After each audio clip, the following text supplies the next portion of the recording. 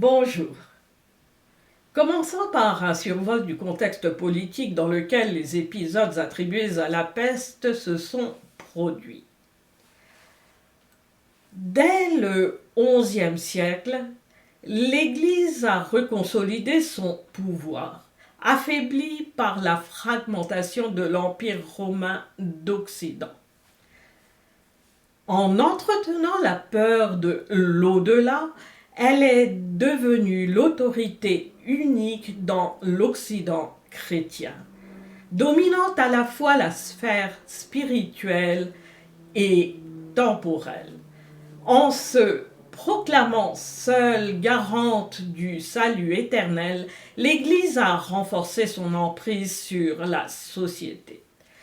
En 1184, elle s'arroge le droit de sanctifier l'union entre l'homme et la femme, prenant ainsi le contrôle de la cellule familiale, cœur même de la transmission des croyances, et donc le contrôle de la société à sa racine. Parallèlement, l'Église a utilisé voire encouragé les rivalités et guerres entre seigneurs et créé un climat d'inféodation des peuples. Grâce aux croisades et à sa mainmise sur la richesse féodale, elle est devenue le premier modèle d'une entreprise multinationale monopoliste avec des actifs dans toute la chrétienté, donc bien plus puissante que pouvait l'être une monarchie limitée par des frontières.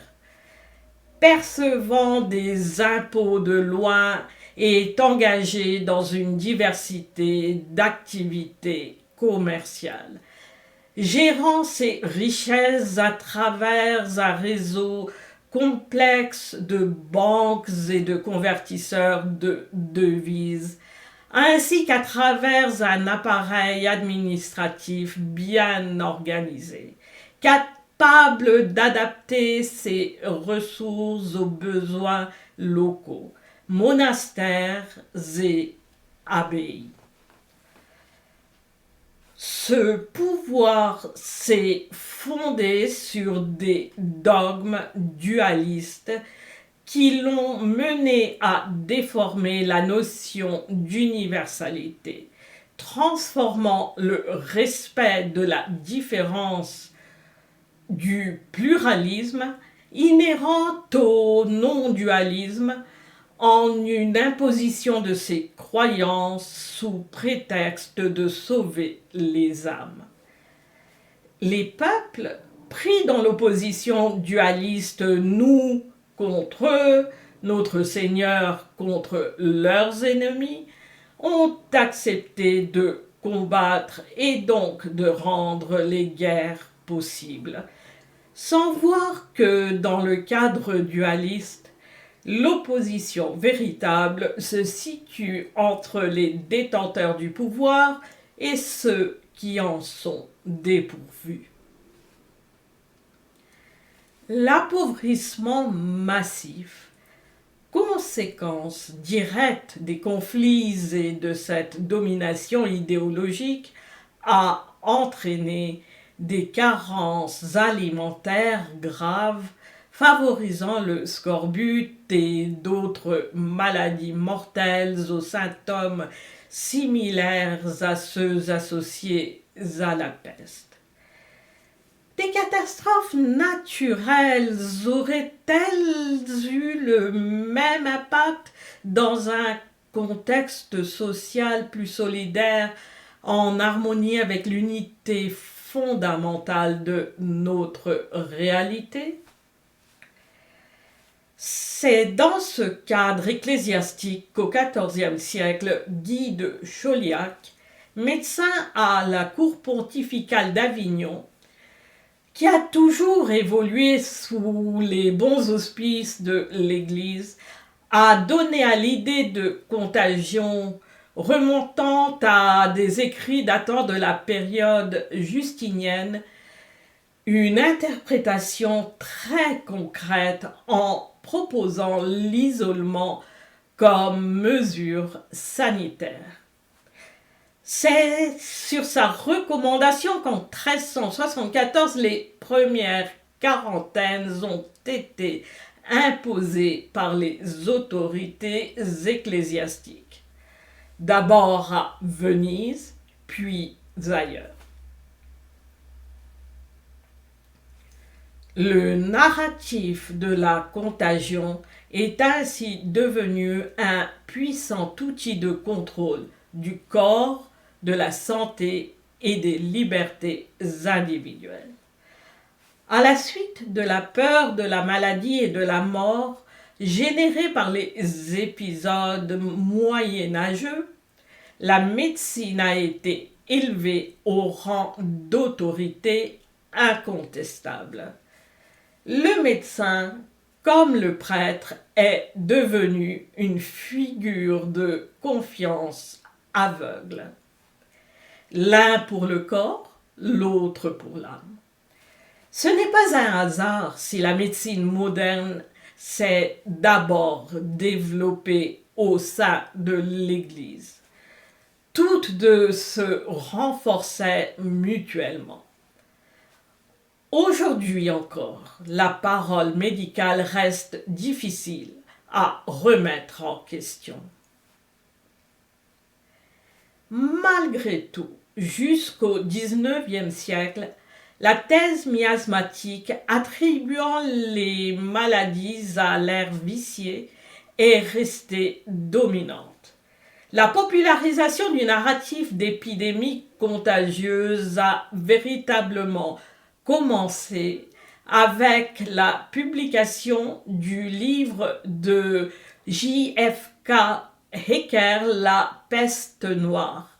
Hecker, qui était professeur extraordinaire à l'université de Berlin et donc soutenu par l'élite intellectuelle, devait se consacrer à l'enseignement et à la recherche, avec peu de temps pour la pratique quotidienne de la médecine. Les figures emblématiques subséquentes de la thèse des germes, notamment Louis Pasteur et Robert Koch, n'avaient eux aussi que peu l'expérience du terrain, isolés dans leurs laboratoires, lieux artificiels, éloignés de la réalité vivante. Comment, dans ces conditions, avoir l'intuition et comprendre ce qui se passe véritablement? À la suite de la création de l'ordre des médecins sous Vichy et ses équivalences ailleurs, les praticiens ont cependant perdu leur indépendance et devenus soumis à l'autorité d'une recherche dissociée du réel, perpétuant l'entrelacement entre médecine et pouvoir. L'alliance Église-médecine a cédé la place à celle de la médecine et de l'État. Dans un contexte de loyauté des populations envers l'État, qui a remplacé la loyauté envers l'Église, la confiance aveugle envers la médecine officielle ne pouvait qu'en être renforcée. Entre-temps, le narratif des germes, ennemis invisibles et d'épidémies menaçantes, avait continué de s'ancrer dans l'imaginaire collectif, préparant le terrain pour 1918, lorsque la grippe espagnole a été acceptée comme une pandémie mondiale hautement contagieuse par les populations qui se sont pliées aux mesures prises. Cela a également été le cas en 2020 où une étape supplémentaire a été franchie. En effet, les bactéries et exosomes, indiscernables des virus, sont omniprésents dans notre corps et essentiels à la vie. Ainsi, la thèse de la contagion par des germes a engendré l'idée qu'un humain est un danger pour ses semblables par sa simple présence. C'est l'ultime forme de dualisme, une division sociale où l'individu est isolé de tous et doit rester isolé. Cette logique amorcée par l'Église est rendue plus sophistiquée depuis par des institutions internationales, criminalise chaque être humain. Chacun peut alors être sanctionné. Les gouvernements nationaux qui entretiennent une relation complexe avec ces institutions, à la fois soumise à celle-ci et partie constituante de celle-ci, une relation rappelant quelque peu la relation entre seigneurs et églises, ont en effet appliqué des mesures coercitives qui rappellent celles décrites dans la charte de Biderman mentionnée dans le rapport d'Amnesty International sur la torture de 1973.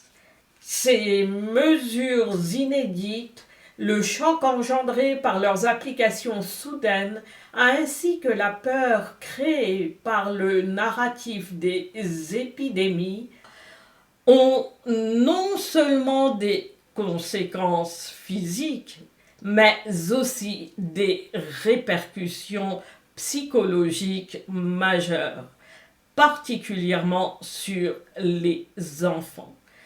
Et à point nommé, la santé mentale est maintenant au centre du discours politique, la France ayant même dédié l'année 2025 à cette cause.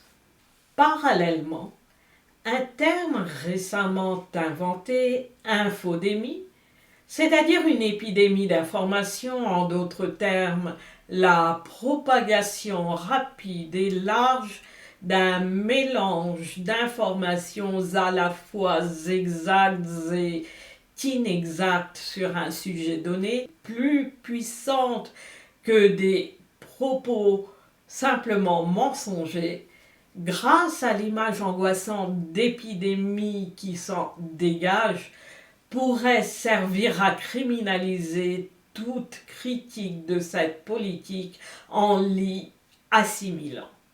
Selon l'OMS, ce qu'elle considère des informations, c'est-à-dire toute critique de la thèse des germes et des mesures prises en conséquence, doit être combattue par l'élaboration de politiques réglementaires. La thèse des germes est pour elle de l'ordre de la vérité car scientifique.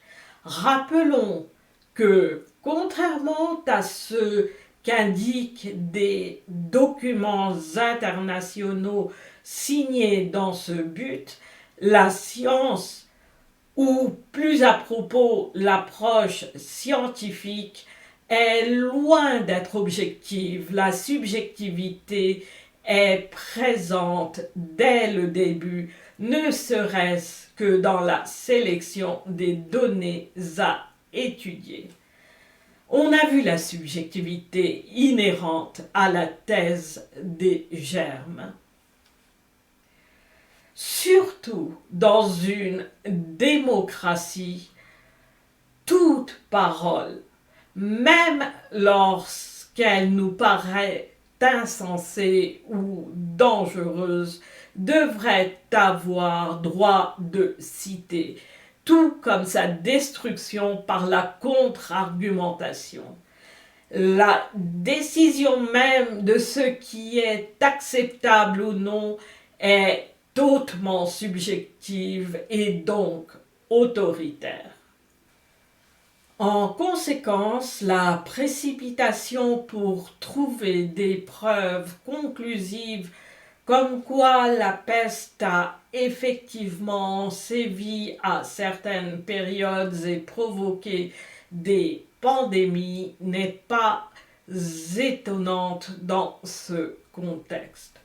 Dès que cela a été considéré possible techniquement, des organismes tels que la Wellcome Trust ou tels que le ministère de la Défense américaine et leurs équivalents ailleurs ont commencé à financer des études ayant pour objectif de découvrir l'ADN de Yersinia pestis dans les restes humains datant supposément de ces époques.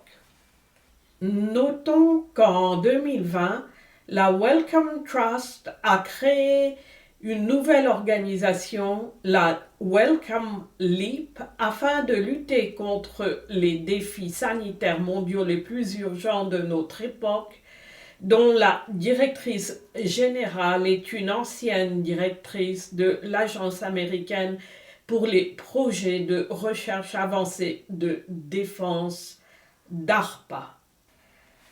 Pourquoi des recherches historiques censées relever du champ académique seraient-elles financées par ces organismes?